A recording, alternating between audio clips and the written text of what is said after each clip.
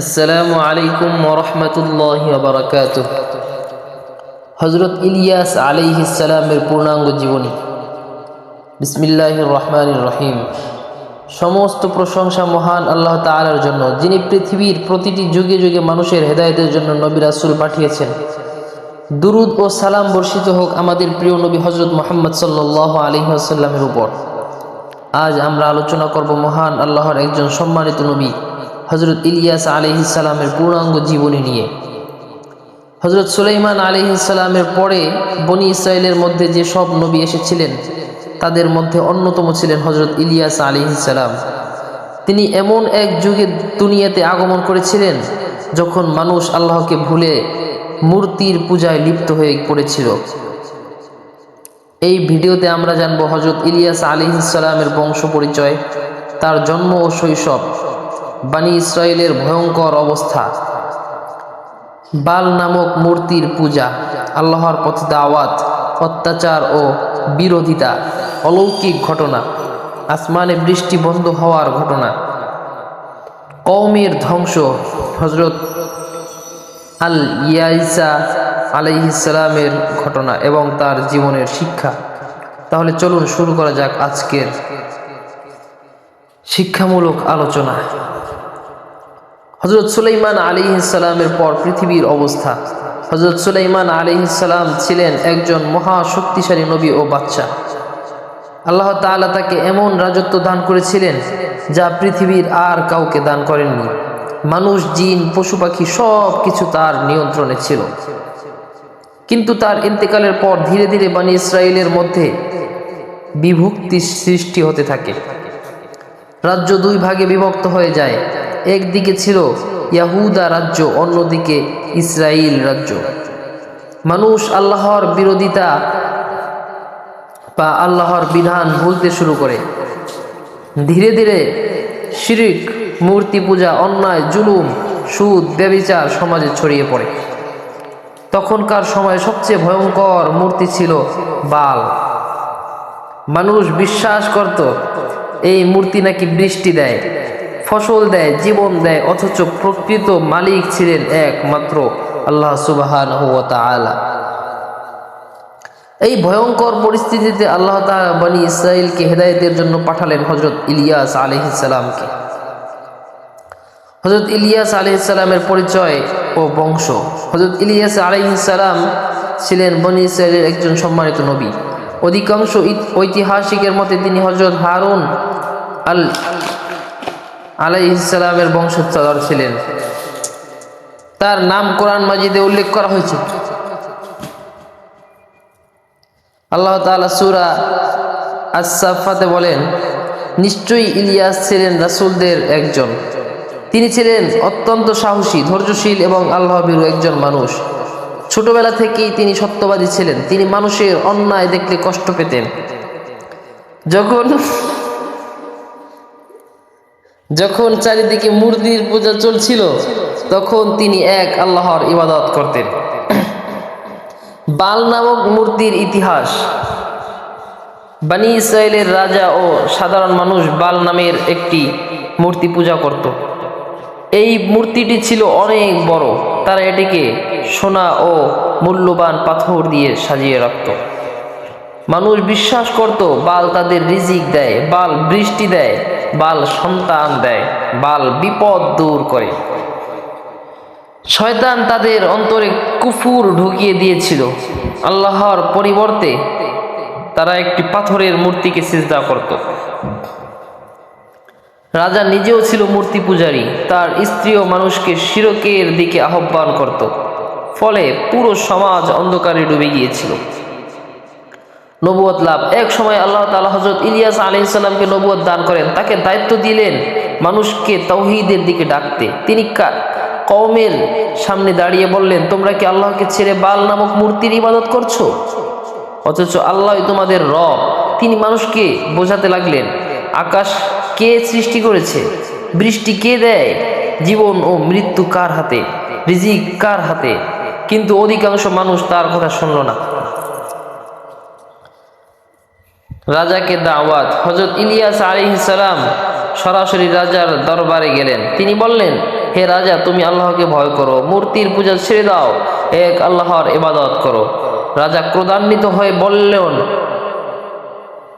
তুমি কি আমাদের ধর্ম পরিবর্তন করতে এসেছো? নবী বললেন, আমি তোমাদের কল্যাণ চাই। আল্লাহর আযাব থেকে বাঁচতে চাইলে তাওবা করো। কিন্তু রাজা তাকে অপমান করলো। দরবারের লোকেরা হাসাহাসি করলো, একেবারে আমার সামনে যে ব্যক্তি শুয়ে আছে তার মতো। আল্লাহর আযাব, বৃষ্টি বন্ধ।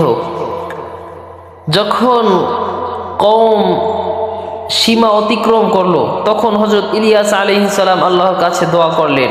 তিনি বললেন, হে আল্লাহ, এরা যদি তাওবা না করে তাহলে তাদের শিক্ষা দিন। আল্লাহ তাআলা আকাশের বৃষ্টি বন্ধ করে দিলেন। 1 বছর, 2 বছর, 3 বছর ভয়াবহ খরা শুরু হলো। নদী শুকিয়ে গেল, গাছপালা মরে গেল, মরু একেবারে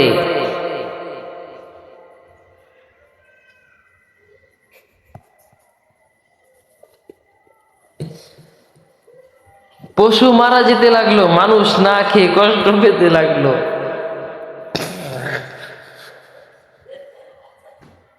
তবুও অনেক মানুষ তাওবা করলো না।